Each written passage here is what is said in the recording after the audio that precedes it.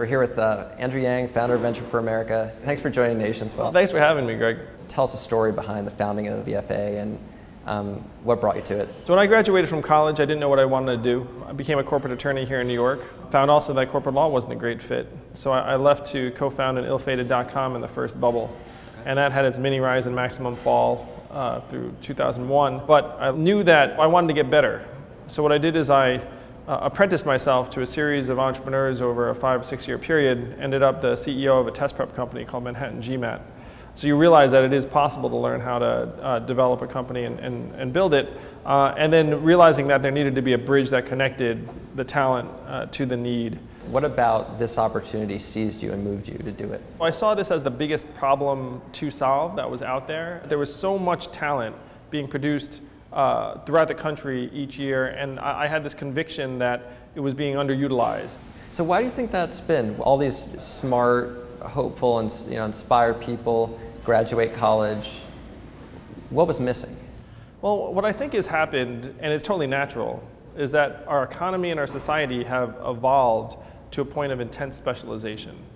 So you end up with many more people going to law school, medical school, business school, and the result is what we're seeing, where they converge certain fields, certain industries, and certain cities. Part of what you guys do is you don't just place talented young people in companies. You look for cities that are maybe having a hard time. How much of that facet of what you guys do and the mission do you think appeals to young people? We think it brings the right sort of young person to our doorstep. They have a sense of mission, sense of purpose. They want to have an impact in a community that's bigger than themselves. And obviously, I have many friends who are in startups in New York, Silicon Valley, and I mean, they're great too. For example, we happen to be a New York area. Sure, I like you a great deal. Okay. Yeah. So one of the things that's said about people in their low to mid-20s, it's like it's the me, me, me generation. A little bit like selfish. Are you finding that?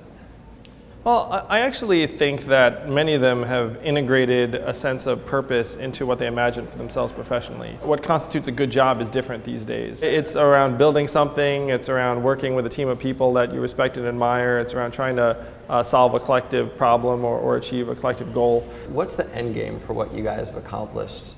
It's young, but if you're to sort of envision a legacy. My goal is not that everyone goes to work for a startup, because that's simplistic and not realistic. Right. My goal is that people do that which they're wired to do.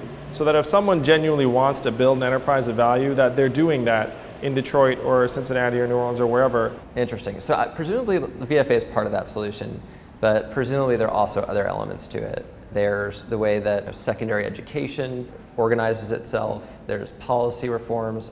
Can you speak to some of those different elements that need movement in order to achieve the vision? A lot of what happens with young people and the choices they make is determined by the options they're presented and by the resources that are brought to bear, making their next steps possible.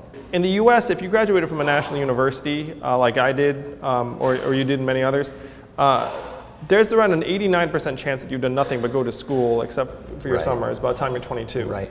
So if that's your system of training, then what's like the natural next step? The natural next step is to find the next institution that you jump into. Yeah, because all you've done at that point is go through institutions. If we want to change this, what we need to do is introduce some institution time somewhere in there, either a gap year between high school and college, something to break up the current set of environments. Why does the country need this right now? Why is VFA so vital? The spirit of enterprise that's built this country is right now, in our view, flagging a little bit, in part because of the evolution of our economy and the structural forces that have come into play. The proportion of Americans, for example, that work for companies that have 500 people or less has been declining over the last couple of decades.